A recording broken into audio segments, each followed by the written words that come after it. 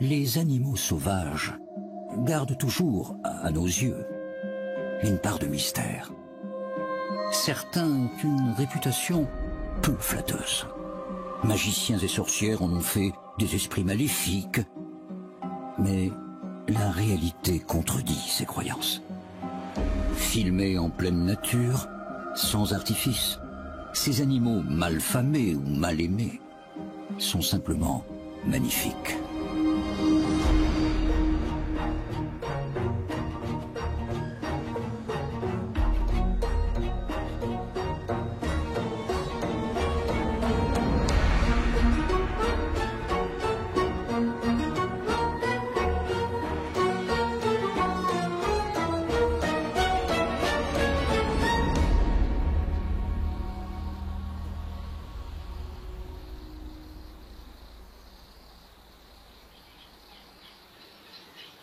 Les premières brumes matinales s'invitent au détour des bois et des cours d'eau.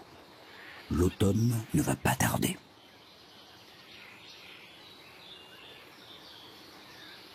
À cette saison, disent les légendes, la forêt s'enveloppe de mystères et dissimule toutes sortes de maléfices. En vérité, elle incite un de ses hôtes les plus discrets à sortir de sa réserve. Pour l'instant, on n'entend pas encore ce grand solitaire, et c'est à peine si on l'entrevoit.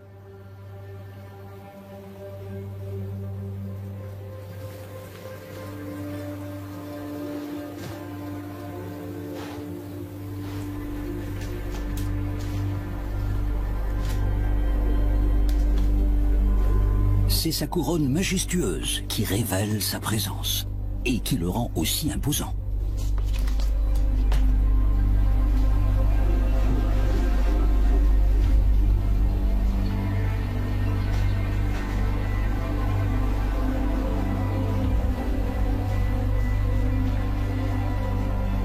Ce roi de la forêt, qui semble incarner la puissance et la virilité, est traqué par l'homme depuis toujours. Que lui reproche-t-on? Son goût pour les jeunes pousses et les écorces d'arbres. Sans doute un prétexte pour justifier sa chasse.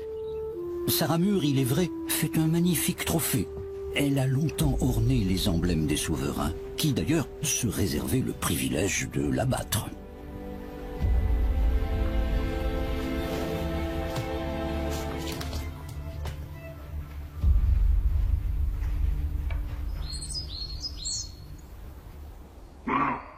Fasciné peut-être par sa prestance, l'homme admire le cerf et le jalouse à la fois.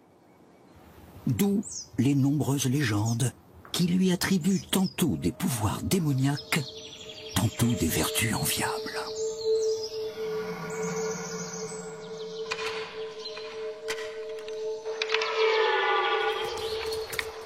La puissance de cette voix, c'est celle d'un mâle prêt au combat. Hier encore, il n'était qu'un jeune daguet.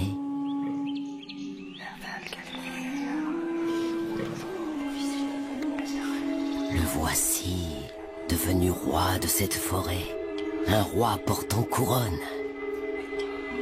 Sa ramure pareille à celle d'un arbre fait de lui un symbole de la vie, de la longévité, de la renaissance. Ces bois, faut-il s'en étonner, auraient des pouvoirs surnaturels. Les sorciers en faisaient des aphrodisiaques, des onguents qui soignaient les blessures, des panacées contre les envoûtements.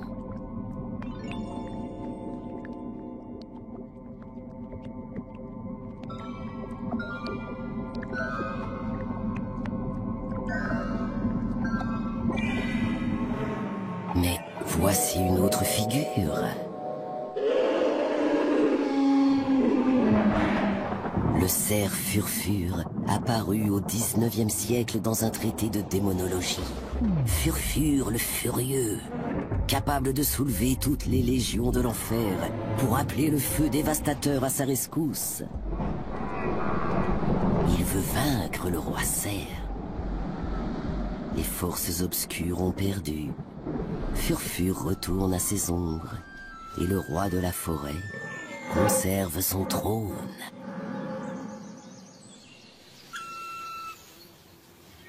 Dans notre forêt, les cerfs attendent, dans la solitude, le grand événement de l'année, la saison du brame.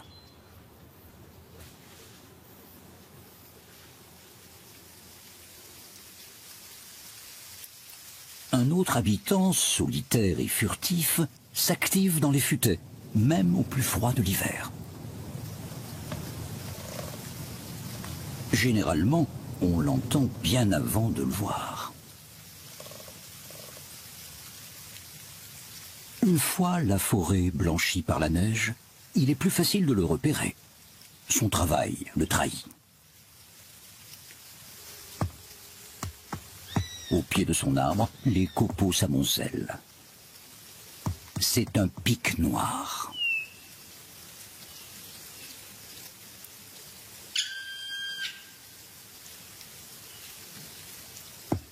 Ce mâle sculpte une loge pour abriter sa future nichée. Non loin, une femelle l'observe. Si le mâle parvient à la séduire par ses talents de bâtisseur, si le futur nid lui convient, peut-être le prendra-t-elle pour partenaire.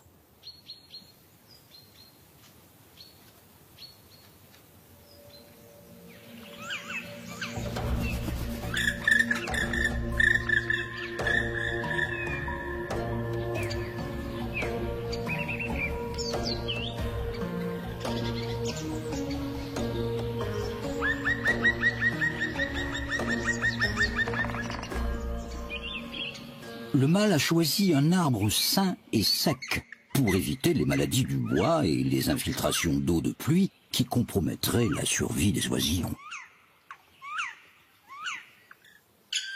La femelle est venue voir l'ouvrage de plus près. Ses cris dénotent peut-être son approbation. Cet oiseau qui pousse de drôles de cris a longtemps éveillé la méfiance. Son plumage est noir, comme celui du corbeau. Mais dans nos sociétés, le noir est la couleur de la mort. De là à associer le pic aux sorcières, il n'y avait qu'un pas.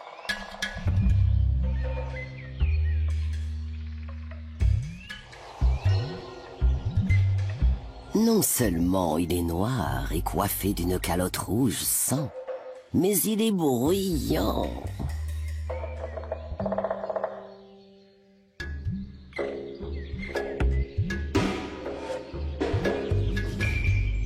Ce tambourinage, ne dirait-on pas le vacarme que font les sorcières pendant leur sabbat?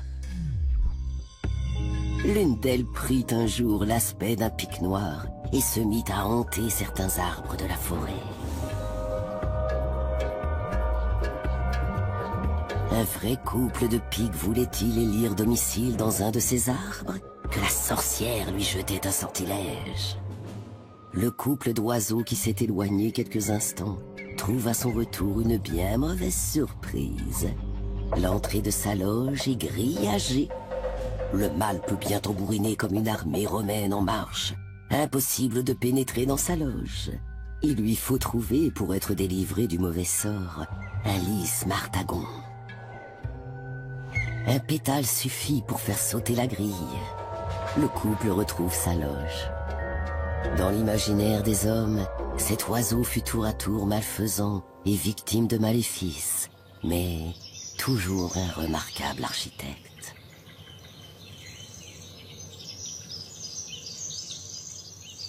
Dans la forêt et ses alentours, un autre animal se démène pour aménager son logis.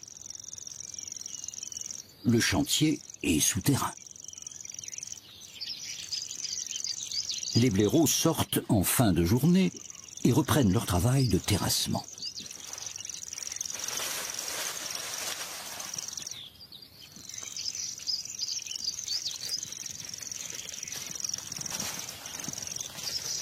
Excaver le sol, déblayer la terre, creuser encore, ils n'ont de cesse d'agrandir leur domaine souterrain.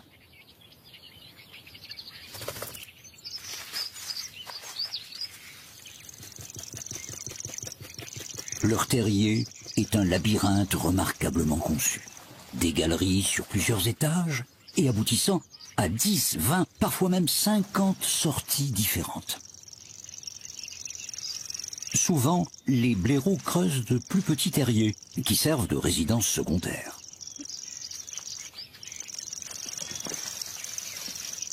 Les hommes ont inventé maintes façons de chasser les blaireaux dans leurs galeries, au motif qu'ils font trop de dégâts dans les cultures et peuvent être porteurs de maladies. Et puis le blaireau est un être fuyant, qui ne sort que la nuit. Il n'en fallait pas plus pour enflammer les imaginations. Depuis le Moyen-Âge, on associe ces mœurs nocturnes à quelque diablerie. Alors, tout est bon pour s'en débarrasser.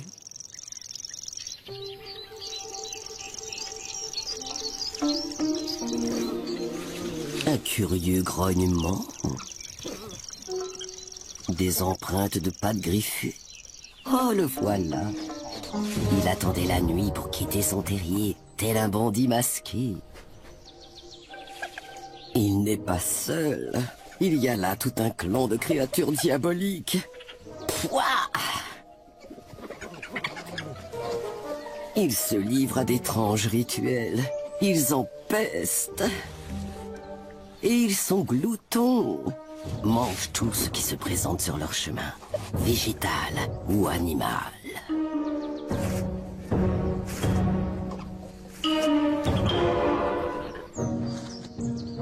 Pire, ils vont en commando piller les nids.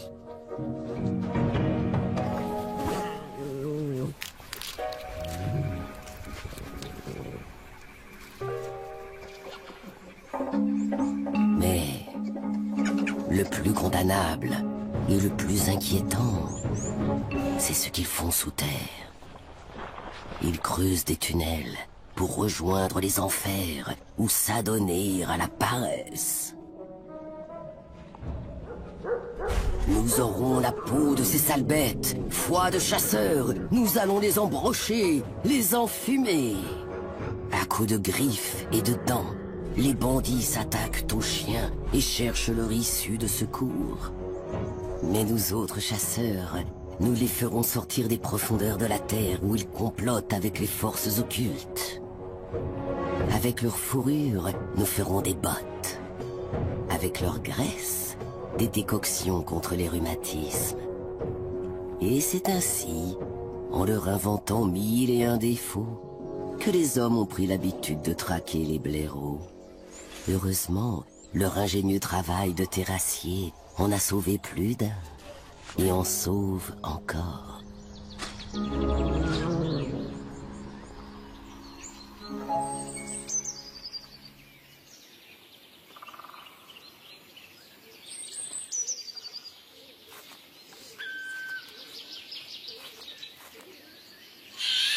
Le printemps presse les oiseaux de faire leur nid, avec des mousses, des lichens, des brindilles.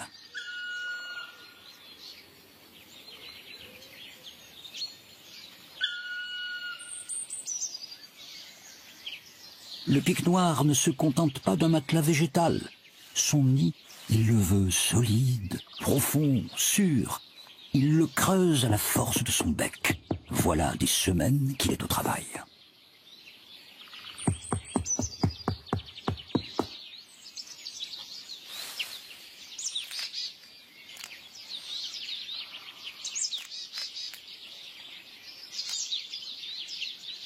Dans cette loge perchée à 15 mètres du sol, ces petits seront à l'abri des prédateurs.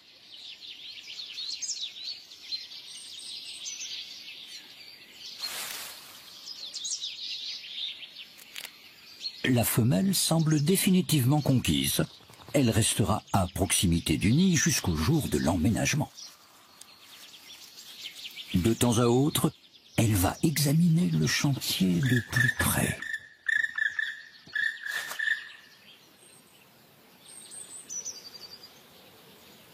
Le pic vert creuse lui aussi une cavité.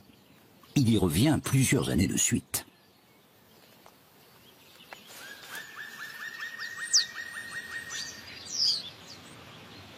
Le pic noir préfère se réinstaller ailleurs, chaque année ou presque, pour éviter d'être repéré par les prédateurs. Sa loge n'est pas perdue pour tout le monde. D'autres habitants de la forêt, comme la chouette de Tengmalm, l'occuperont volontiers.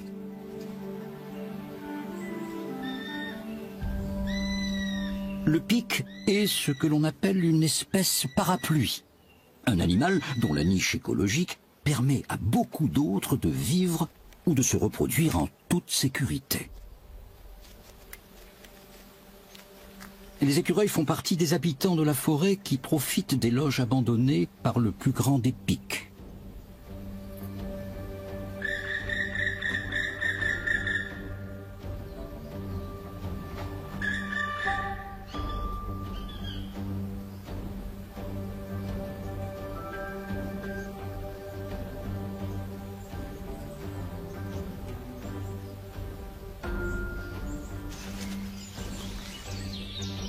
Certains oiseaux n'ont pas encore fait leur nid, et le temps presse.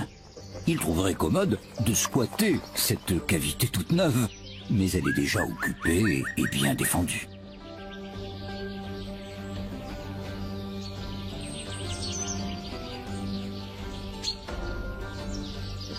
Pour travailler dans cette position acrobatique, le pic noir s'accroche au tronc avec ses ongles recourbés et prend appui sur les robustes plumes de sa queue.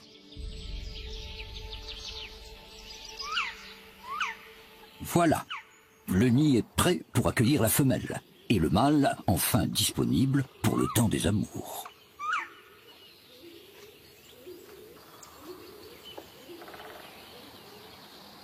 Partout dans la nature, séduire en vue de se reproduire est parfois toute une affaire.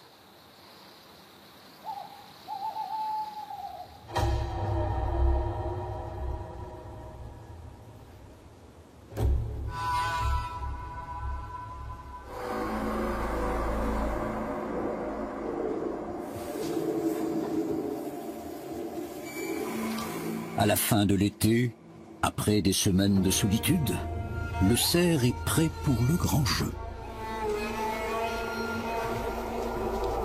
Il utilise toute la puissance de ses cordes vocales pour délimiter son territoire.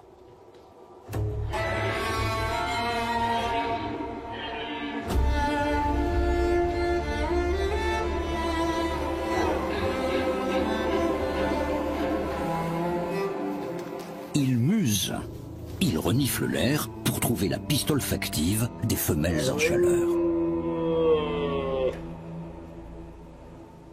Par ce cri bref et rauque, il affirme sa présence. Le message, gonflé de testostérone, s'adresse aux autres mâles des environs. Car il n'est pas seul à mener cette guerre de conquête.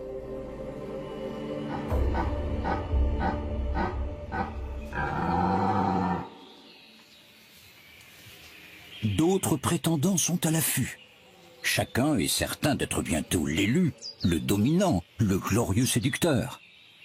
Il n'y aura pourtant qu'un seul vainqueur, un seul maître de place, pour honorer toutes les biches de la harde.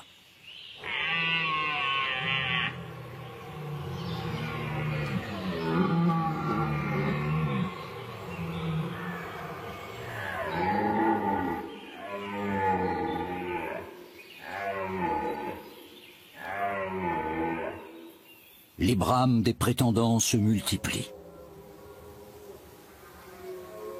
Ce roi règne depuis longtemps sur une harde et il entend bien garder sa suprématie.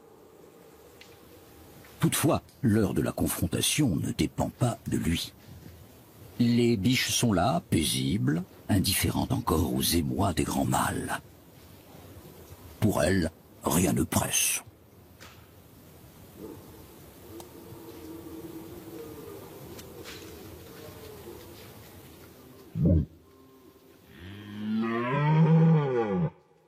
Si le brame du dominant impressionne les autres mâles, il n'a aucun effet sur les femelles. Les cerfs peuvent bien s'époumoner et bramer leur désir, les biches ne remuent pas une oreille.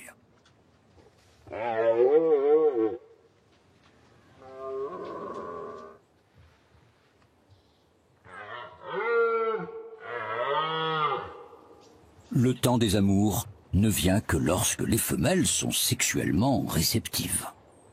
Le cerf doit être à l'affût, car ces chaleurs ne durent que 24 heures.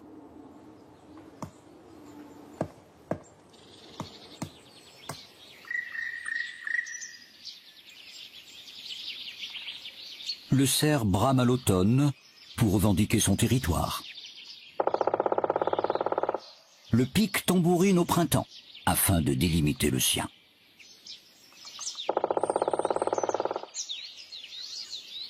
Le pic noir choisit des troncs bien secs pour une résonance maximale. Ses percussions portent à plus d'1 kilomètre.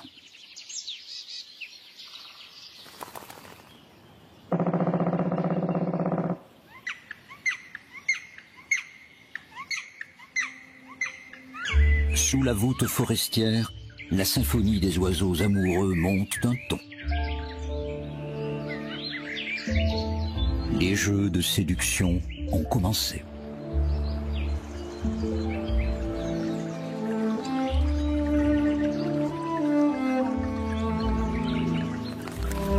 Pour plaire à sa belle, le martin pêcheur lui apporte une offrande.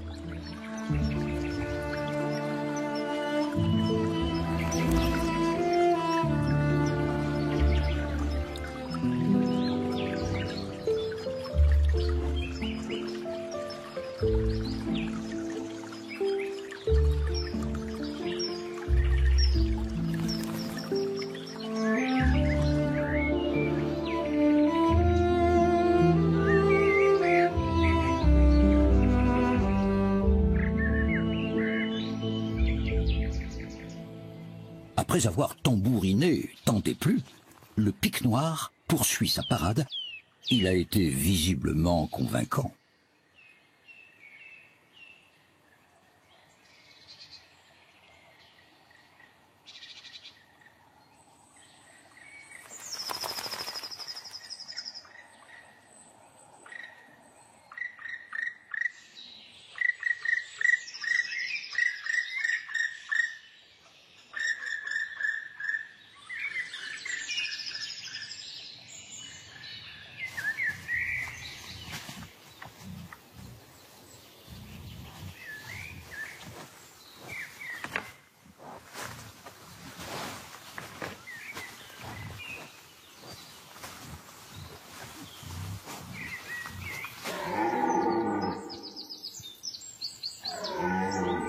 Chez les cerfs, la saison des amours traîne en longueur.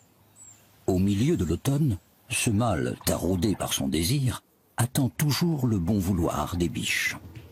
Il ne mange plus, boit très peu, reste concentré sur son idée fixe, se reproduire.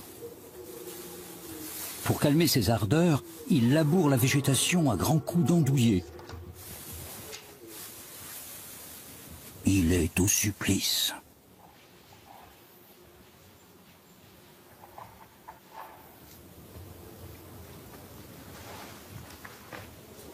Les jeunes daguets brûlent eux aussi de la fièvre du rut, mais sans espoir de se reproduire avant l'âge de 5 ou 6 ans. Si les cerfs ont besoin de se montrer et de se faire entendre, c'est tout l'inverse pour les blaireaux. Ils jouent la discrétion et la prudence, ne quittant jamais leur terrier avant d'avoir examiné les alentours. Leur mauvaise vue est compensée par une ouïe fine et un odorat de compétition. Le moindre bruit, la moindre odeur suspecte les fait rentrer sous terre.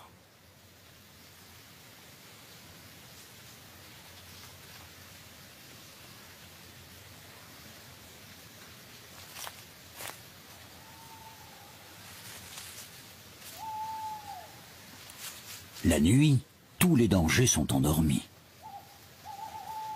Les chasseurs aussi.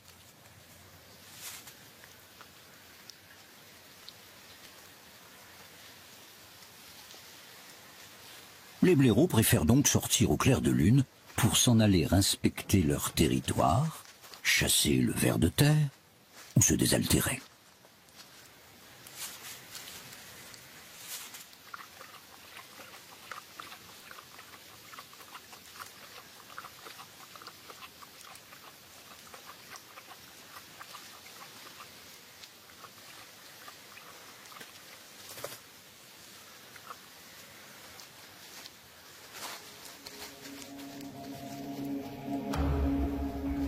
En plus des vers de terre, des insectes et des larves, ils mangent une grande variété de végétaux et de fruits. À l'occasion, des grenouilles, des mollusques et de jeunes mulots au nid.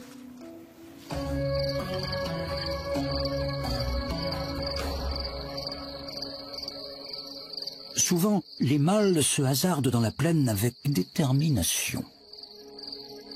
Ils partent en quête d'une autre forêt, d'un nouveau domicile, d'une nouvelle partenaire.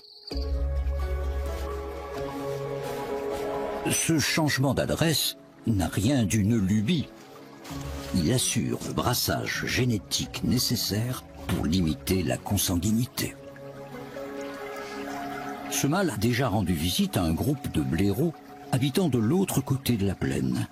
Il retrouve facilement le chemin. Il y retrouve une femelle. Il leur faut quelques minutes pour se reconnaître.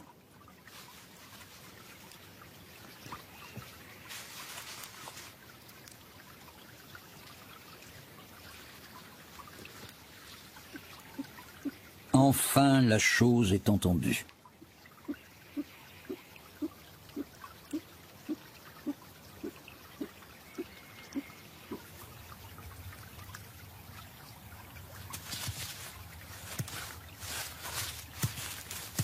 Le mâle est rapidement reparti.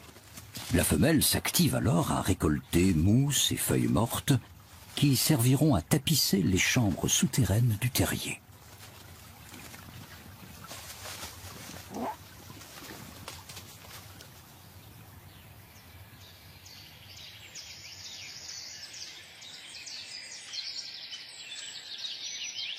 Pour les animaux qui préfèrent la vie au grand air, les troncs d'arbres morts offrent des habitats privilégiés. Les loges de ce vieux bouleau intéressent un pic noir. Seulement, un des duplex est déjà occupé par des écureuils. Manifestement, l'arrivée de ce locataire volant leur déplaît.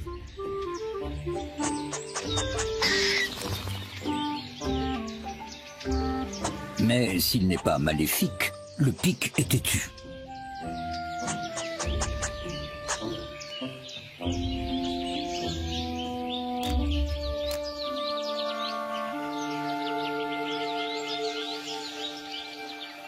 Les arbres qui dépérissent naturellement sur pied sont appelés des chandelles. Des larves et des fourmis charpentières se délectent de ce bois tendre et accélèrent sa décomposition.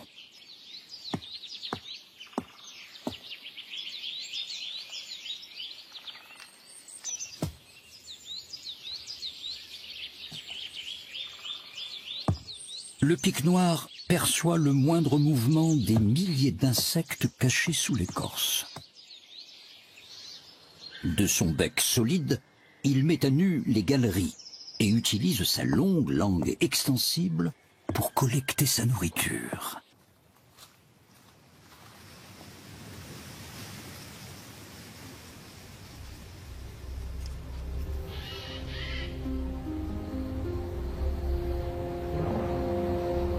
L'automne est bien avancé et l'excitation est à son comble pour les grands mâles, comme pour les daguets.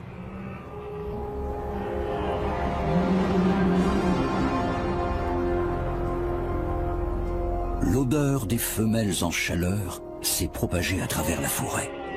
C'est enfin la période du rut et elle sera courte.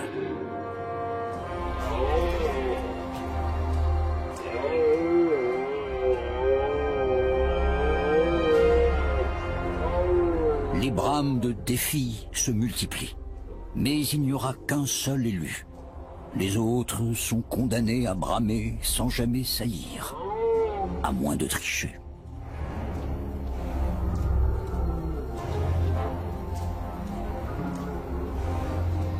Le maître de place semble avoir été désigné.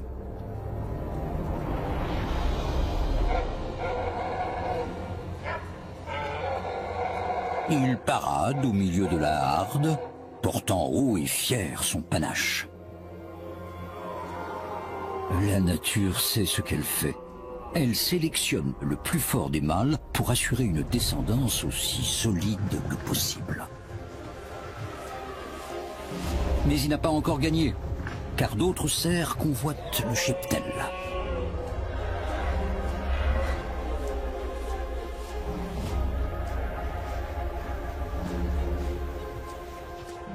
Les adversaires se jaugent. Seuls les plus forts ont une chance de vaincre le mâle dominant et de gagner le privilège exclusif d'honorer les femelles.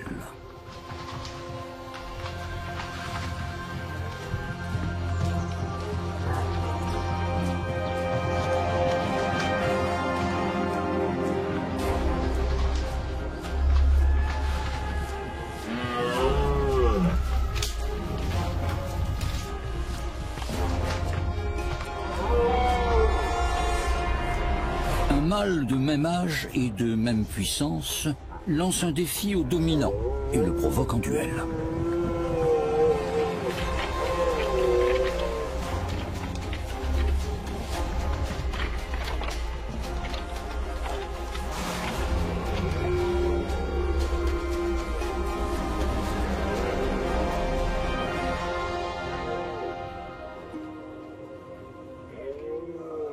Une fois de plus, c'est le dominant qui a gagné. Le challenger devra attendre l'année prochaine pour tenter de nouveau sa chance. Quant aux mâles, épuisés par l'épreuve du brame, ils retournent à leur solitude.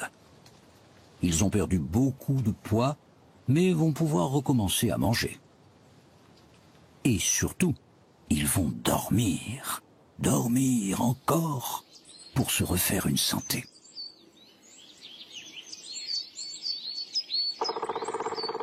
Ainsi va la vie dans nos forêts, où se répètent indéfiniment les mêmes rituels. Entre ces taillis sombres, on découvre des bijoux.